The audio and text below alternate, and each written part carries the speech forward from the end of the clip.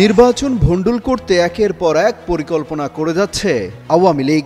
কখনো ঝটিকা মিছিল, কখনো গেরিলা বাহিনী নামানো, আবার কখনো বিভিন্ন আন্দোলনের ভেতরে ঢুকে অস্থিরতা তৈরি করা। কোনো কিছুতেই সুবিধা করতে না পেরে এবার কোমর বেঁধে নামছে আওয়ামী লীগের বিশেষ টিম।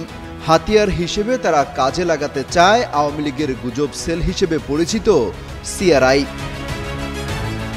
যুগান্তরের সূত্র বলছে, প্রধানত তিনটি লক্ষ্য সামনে রেখে এই মুহূর্তে কাজ করছে এই টিম, যার নেতৃত্ব দিচ্ছেন হাসিনা কন্যা পুতুল।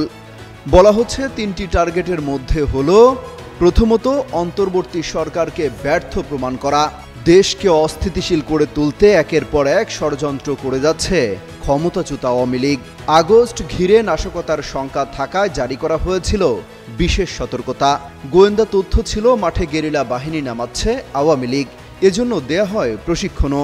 সেই পরিকল্পনা ভেস্তে গেলেও নতুন ছক কষছে পলাতক দলটি। ঢাকায় অন্তত ২০ লাখ মানুষ জড়ো করতে চায় আওয়ামী লীগ। যুগান্তরের সূত্র বলছে, প্রধানত তিনটি লক্ষ্য সামনে রেখে এই মুহূর্তে কাজ করছে আওয়ামী লীগের গুজব সেল হিসেবে পরিচিত সিআরআই। প্রথমত অন্তর্বর্তী সরকারকে ব্যর্থ প্রমাণ করা, দ্বিতীয়ত যে কোনো মূল্যে আগামী জাতীয় সংসদ নির্বাচন ভণ্ডুল করা, এবং তৃতীয়টি হচ্ছে বিএনপি, জামায়াত ও এনসিপির বিরুদ্ধে জনমত তৈরি সহ গণঅভ্যুত্থানের সব শক্তির মধ্যে বিভেদ সৃষ্টি করা। এর মধ্য দিয়ে বাংলাদেশের রাজনীতিতে শেখ হাসিনাকে প্রধানমন্ত্রী হিসেবে ফিরিয়ে আনা। এজন্য প্রতিষ্ঠানটির পক্ষ থেকে দেশে বিদেশে বিপুল পরিমাণ অর্থ বিনিয়োগ করা হচ্ছে। অভিযোগ রয়েছে আওয়ামী লীগের গবেষণা, তথ্য কার্যক্রম পরিচালনা, নীতি নির্ধারণ, প্রচার প্রচারণার কাজের কথা বলা হলেও আদতে সিআরআই এখন ভিন্ন কাজ করছে। শেখ হাসিনাকে দেশে ফেরাতে আওয়ামী কালচারাল ফ্যাসিস্ট যাদের বলা হয়, তাদের সংগঠিত করে কাজে লাগানোর প্রজেক্ট হাতে নিয়েছে। এজন্য এই তালিকার টকশোর জনপ্রিয় মুখ, সিনিয়র সাংবাদিক, ইউটিউবার, অনলাইন অ্যাক্টিভিস্ট সহ বিভিন্ন শ্রেণী পেশার বুদ্ধিজীবীদের আর্থিক সহায়তা দেওয়া হচ্ছে।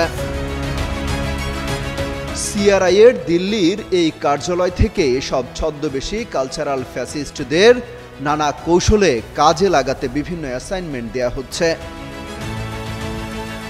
উদ্দেশ্য সরকারের বিরুদ্ধে জনগণকে খেপিয়ে তোলা, জুলাই গণঅভ্যুত্থানের শক্তিগুলোর মধ্যে বিভেদ সৃষ্টি করে একে অপরের মুখোমুখি দাঁড় করানো, মুক্তিযুদ্ধের চেতনা উজ্জীবিত করার নামে লুকিয়ে থাকা আওয়ামী কালচারাল শক্তিকে জড়ো করা, বিএনপি, জামায়াত ও এনসিপিকে চরম প্রতিপক্ষ হিসেবে সংঘাত সংঘর্ষে জড়ানো, এবং সর্বোপরি সারা দেশে বিশ্ববিদ্যালয় সহ শিক্ষাঙ্গনে বড় ধরনের সংঘাত সহিংসতা সৃষ্টি করে দেশকে চরম অস্থিতিশীল পরিস্থিতির দিকে নিয়ে যাওয়া।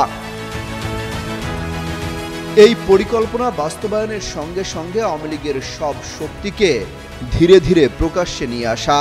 সবশেষ সুযোগ বুঝে একসঙ্গে কমপক্ষে ২০ লাখ কর্মী জড়ো করে ঢাকা অ্যাটাক অথবা যমুনা ঘেরাওয়ের কর্মসূচিও দিতে চায় আওয়ামী লীগ। অমিত হাসান রবিন, যুগান্তর নিউজ।